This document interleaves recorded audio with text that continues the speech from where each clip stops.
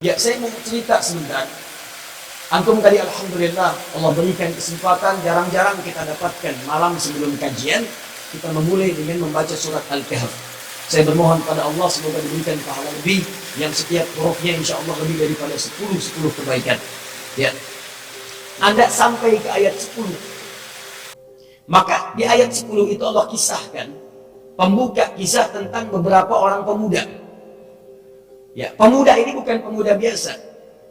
Anak-anak muda yang dengan semangat yang tinggi ingin mendekat kepada Allah Subhanahu wa taala. Ini agak berbeda nih, ya, bukan pemuda kebanyakan. Biasanya kalau orang sudah beranjak dari remaja kepada pemuda, itu kan dunianya ingin dunia eksistensinya itu tampil. Ingin menampilkan keberadaan dirinya, ingin diakui. Ada yang ingin diakui dengan cara yang benar, tapi tidak sedikit ingin menampilkan pengakuan dari orang lain dengan cara yang salah. Ikut tawuran, bukan karena ingin tawurannya, tapi ingin diakui bahwa saya ini sudah mulai naik kepada kedewasaan. Ada yang ikut misalnya mohon maaf ya, konsumsi hal-hal yang tidak dibenarkan, minuman keras, ada yang menggunakan narkotik, ada yang macam-macam. Sebagian dari mereka motivasinya untuk menunjukkan kepada orang lain saya sudah mulai dewasa. Ada lagi yang lain, mohon maaf, sudah mulai mengkonsumsi yang tidak biasa dikonsumsi. Ada yang merokok, ada yang macam-macam. Sekarang kalau ditanya, bukti kedewasaan merokok dan seterusnya. Ada sesuatu yang kurang tepat ketika itu digunakan dalam dunia kedewasaan. Jadi sebagian anak-anak muda, dunianya ketika ingin eksis, dipahami, dia akan mendekat pada sesuatu yang tidak biasa. Tapi yang ini lain, pemuda ini tidak seperti kebanyakan. Ini pemuda yang disifati oleh Nabi melalui satu hadis yang cukup panjang, tapi Nabi memberikan jaminan. Pemuda semacam ini kata Allah melalui lisan Nabi SAW, dia memiliki sifat yang luar biasa, dan nanti saking luar biasanya di akhirat nanti saat suasana hisab begitu menegangkan, orang itu sudah nggak peduli, sudah nggak ingat maksudnya mau surga atau neraka, yang penting cepat dihisab. Saking dahsyatnya, capek, panas, keringat sudah bercucuran, dan orang sudah mengatakan cepat hisab, cepat hisab. Tapi ada 7 golongan yang santai aja, nungguin santai gitu. Masya Allah, kelasnya spesial. Sab'atun yadhilluhumullahu fi dhillin yawma la dhilla illa dhilluh.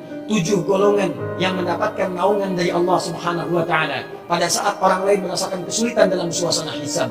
Siapa 7 golongan itu?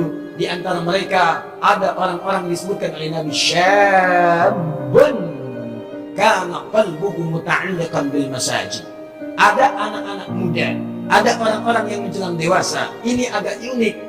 Orang lain sibuk dengan dunia kedewasaannya untuk menunjukkan eksistensinya, tapi orang-orang ini justru hatinya terikat dengan Allah Subhanahu wa taala. Ya, hatinya terikat dengan masjid. Masjid itu kalau disebutkan dalam Quran atau dalam hadis, itu gambaran syiar yang mendekatkan dengan Allah. Jadi kalau disebutkan masjidnya, maksudnya jalan untuk mendekat kepada Allah. Ya, antum mau sholat misalnya, ya bahasa Qurannya kalau ada panggilan dari masjid, maksudnya sholatnya. Quran surah ke-7, misal ayat 31. Ya bani Adam, khudhu zinatakum inda kulli masjid. Hei anak cucu Adam, kalau ada panggilan dari masjid, kenakan penampilan terbaikmu. Maksudnya apa? Maksudnya untuk bersiap-siap menunaikan sholat, pendekatan kepada Allahnya. Jadi ada pemuda-pemuda ahli masjid. Kalau bahasa sekarang, ada pemuda Real Madrid, ada pemuda Real Masjid. Nah, ya ada pemuda Real Madrid yang baru menang dengan ayat 1921, ada pemuda Real Masjid. Maksudnya hatinya terikat dengan Allah. Dia nggak suka kalau kumpul-kumpul ada yang Allah kemudian tidak sukai, dia hindari. Dipaksa-paksa ikut, dia menolak. Kadang-kadang dengan cara yang halus untuk menghargai orang lain, lalu dia berdakwah dengan cara yang lebih lembut. Diajak misalnya main ke diskotik, aduh mohon maaf nih, perut saya sedang gak enak, nanti saja ya. Wah, begitu dia hindarkan, dia berdoa kepada Allah, ya Allah selamatkan teman-teman saya dari pergaulan yang tidak baik itu.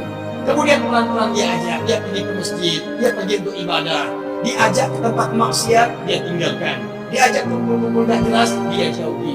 Bahkan yang paling dahsyat, ketika dipaksa mereka ini untuk kemudian mengikuti apa yang diinginkan oleh orang-orang untuk berbuat yang tidak baik, mereka menghindari itu walaupun taruhannya adalah nyawa. Pernah terjadi di satu masa, ada pemuda yang sudah mulai tumbuh dewasa.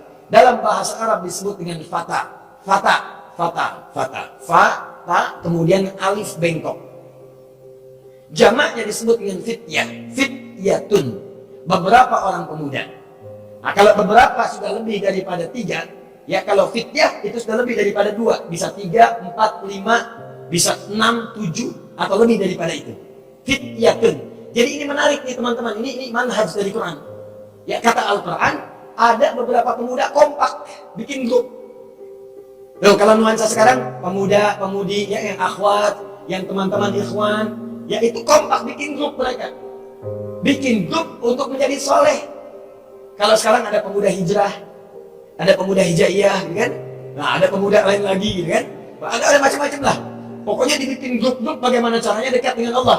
Ya, 1 bikin, 2 bikin, 3 bikin, 4 bikin. Ternyata isyarat dalam Al-Quran, kalau orang-orang ingin mendekat kepada Allah dengan gerakan berjamaah, itu setidaknya akan lebih mudah dan saling menguatkan satu dengan yang lainnya.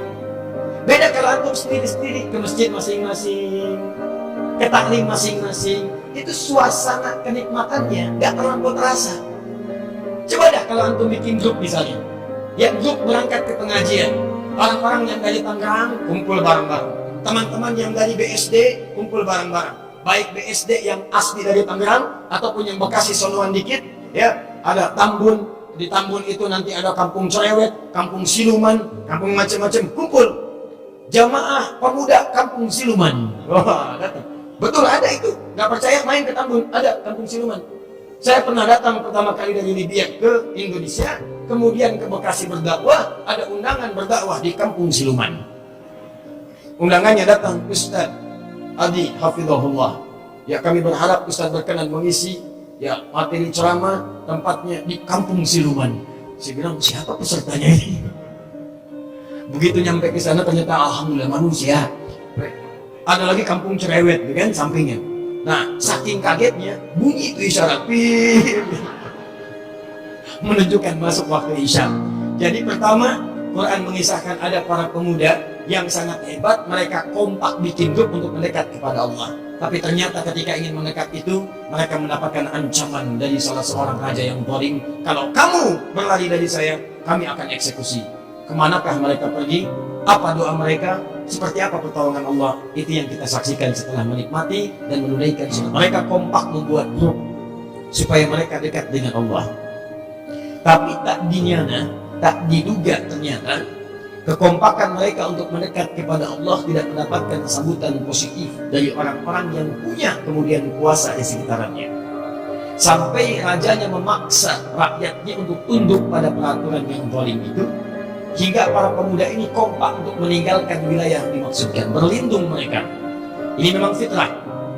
Jadi sunnahnya begini, kalau Anda berada di lingkungan yang lingkungan ini aman untuk menunaikan ibadah, nyaman Anda untuk mendekat kepada Allah, sholat nyaman, taklim nyaman, ada di masjid nyaman, ada AC-nya tenang, AC mati bisa kipas-kipas ya, tapi masih nyaman. Nah, maka kalau semua tempat itu mendapatkan sifat demikian, sifatnya kata Nabi, jangan hijrah, jangan pindah.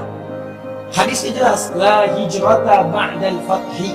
Tidak ada hijrah setelah terbuka tempat itu. Di tempat itu muncul kemudian kemudahan-kemudahan untuk mendekat kepada Allah. Walaupun hadis ini ada yang mengartikan Fathu Makkah, tapi maknanya menjadi luas. Dalam Fathu Makkah itu Makkah dibuka, yang sulit ibadah jadi hilang, berhala-berhala dikeluarkan, nikmat tawaf nikmat, sholat nikmat, segala nikmat, bahkan pahala jadi 100.000 ketika sholat di Masjidil Haram. Maka orang yang mendapatkan ini jangan pindah lagi. Kenapa? Saat dia ada di situ pahalanya meningkat, akses ibadahnya kuat, tiba-tiba pindah ke tempat lain yang belum tentu mendapatkan kenikmatan serupa. Rizki itu sudah diatur, tapi kan yang belum teratur pahalanya dan surganya. Nah ini yang jadi persoalan. Udah tinggal di Mekah, pindah ke Bogor misalnya, ya. Nah walaupun di Bogor pun enak, sejuk, nyaman, kan? Tapi kalau itu membuat Anda bekerja lagi 2 kali lipat untuk mendapatkan kenikmatan semula, maka yang terbaik tinggallah di tempat itu. Sama persis hikmahnya, bukan hanya Mekah, Anda sekarang mendapatkan pekerjaan. Di tempat itu sholatnya enak, baca Qur'annya nyaman, kebutuhan hidup terpenuhi. Maka kalau bisa jangan pindah pekerjaan karena tidak mudah merangkai itu kembali. Tapi kalau di situ Anda kesulitan, ada gangguan, sering diajak maksiat, datang ke tempat-tempat yang tidak dibenarkan, bahkan mohon maaf menjauh dari kedekatan kepada Allah. Mau sholat susah, mau baca Quran dilarang, tempat-tempat penuh dengan maksiat. Maka sunnahnya pergilah ke tempat lain untuk mendapatkan kemudian nuansa-nuansa kedekatan kepada Allah. Maka para pemuda ini menempuh sunnah yang kedua, karena pada kondisi yang pertama sudah tidak memungkinkan. Maka berangkat mereka mencari tempat berlindung, itu pun dikejar-kejar oleh pasukan raja yang dimaksudkan. Maka dalam tempat perlindungan ini, apa yang mereka dapatkan? Belum sempat menemukan tempat untuk berhijrah, yang ada di hadapan hanyalah sebuah gua. Gua dibagi dua bagian. Ada gua yang sifatnya ruangannya itu terlampau sempit, yang mungkin hanya bisa dihuni, maksudnya ditinggali, dimasuki oleh 1-2 orang saja. Kalau 1-2 orang cukup ada di dalamnya, maka guanya dalam bahasa Arab disebut dengan gharun. Gharun. Idhuma fil ghar. Gharun. Karena itu Nabi pernah bertahanuf di salah satu gua di Gunung Cahaya. Gunung bahasa Arabnya Jabal, ya, cahaya nur, maka disebut dengan Jabal Nur. Jaraknya sekitar 6-7 km dari rumah Nabi, melewati 5 bukit. Saya pernah naik sampai ke atasnya. Maka Anda temukan di atas itu turun sedikit ke bawah. Jadi kalau ini misalnya guanya, ini misalnya gunungnya, sekitar 700 meter dari bawah ke atas. Anda sudah naik ke atas sini, turun sedikit ke arah sini. Begitu Anda turun ke sini, temukan gua di sini. Batu-batunya menghadap ke arah Ka'bah, ke kiblat ini. Nah, di sini ada ruangan, dan ruangannya nggak terlampau luas, cuma cukup untuk 1-2 orang. Maka di situ disebut, nanti ada tulisan di atasnya, gharu Hira, gua Hira. Bahasa Arab yang menggunakan kata gharun. Tapi kalau dalamnya agak luas, bisa beristirahat, ya, bisa jalan kaki sambil tiduran. Bukan cuma 2 orang, 3, 4, 5 orang, 6 orang, 7 orang, bisa. Beberapa orang bisa masuk. Maka itu kemudian istilahnya berubah dari kata gharun menjadi kahfun. Kahfun. Kahfun. Kahf. Kalau yang dimaksudkan gua yang ini bukan gua yang lain. Yang dimaksud yang ini nih guanya, bukan gua yang lain. Guanya ada di tempat ini, bukan di Indonesia, bukan di Karangbolong, bukan di NTB, bukan di mana-mana, tapi di tempat ini. Ada yang menduga di bagian dekat Yordania, ada yang menduga di tempat yang lainnya. Yang penting ditetapkan di tempat ini, bukan yang lain. Maka tambahkan alif lam ke dalam kalimat itu menjadi al-kahf. Al yang ma'rifah untuk mengkhususkan gua yang ini, bukan yang lain.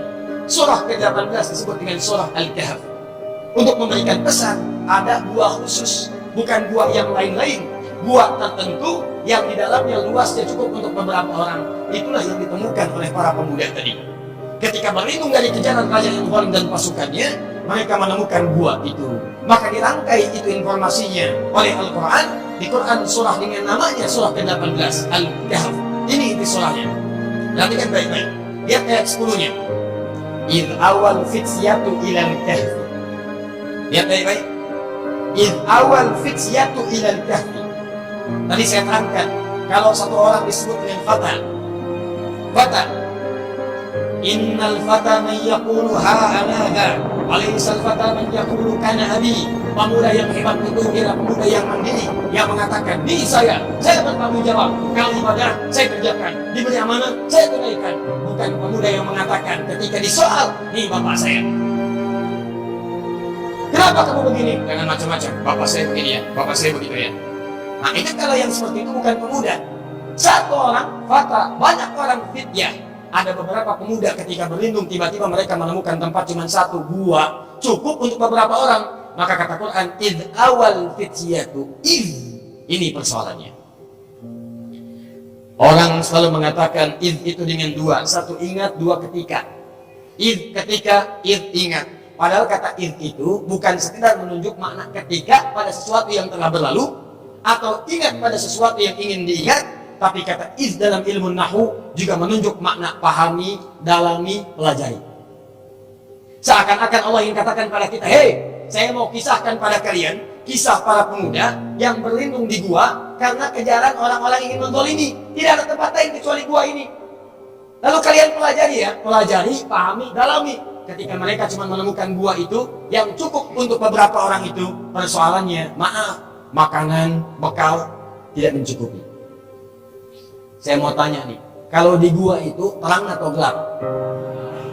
Dari mana? Siang terang, malam gelap, atau siang cahaya tidak ada, gelap, tidak masuk gelap. Loh, sekarang mari kita lukiskan suasananya. Satu, kita sepakati dulu, gua itu tidak terlampau luas seperti kita sekarang. Walaupun cukup beberapa orang, yang namanya gua ya gua. Walaupun cukup beberapa orang ya gua. Maksudnya apa? Ya tempatnya pasti terbatas. Yang kedua, suasananya nggak seperti di rumah. Ya gua, nggak percaya, masuk gua. Coba lihat, bagaimana keadaannya? Belum tentu ada cahaya. Sekalipun ada, terbatas sifatnya. Nanti kita lihat beberapa ayat-ayat turunannya. Terbatas, cahaya terbatas, bekal pun terbatas. Dan sangat dahsyat dari keterbatasan itu, kan mereka sedang dikejar-kejar. Kalau nampak ketahuan di hadapan, sudah. Taruhannya bukan sekedar ditangkap, nyawa taruhannya. Wafat. Maka mereka tidak ada pilihan lain kecuali bersembunyi di situ. Dalam keadaan ini, tempatnya di gua, keadaannya sangat terbatas, bekalnya juga terbatas, cahaya tidak banyak. Singkatnya, sulit, bukan cuma sulit, sulitnya adalah double, luar biasa. Awas, RS7, ruangan sangat sederhana sekali sehingga selonjoran saja susah. Sempit, sulit, dan ketika keluar, taruhannya nyawa. Maka apa yang terjadi ketika dihadapkan pada seperti itu? Ingat, jangan lihat buahnya. Karena nanti ketika Anda diberikan hikmahnya, Allah memberikan gambaran, bukan buahnya yang penting, suasananya yang mesti Anda ketahui. Karena ada orang gak masuk gua, masuknya rumah yang luas. Masuk rumah luas, tempat tidurnya enak, tapi dia gak bisa menikmati. Karena dia sedang dihadapkan pada persoalan, seakan-akan dikejar sesuatu sehingga semua terasa sepi. Ke kantor, padahal mobilnya enak, naiknya Mercy, tapi rasa angkot. Selalu ada goncangan. Naik angkot ada goncangan, wajar. Ini naik Mercy yang tenang, tapi hatinya berguncang. Dan hidup tidak karuan, seperti di bahu jalan menemukan polisi. Tibalah rasa perasaan cinta itu. Cinta itu kan perasaan dan hidup kan ada tegangan tinggi. Terbagi dua bagian. Cinta yang mendekat kepada jodoh, yang kedua bertemu polisi di jalan.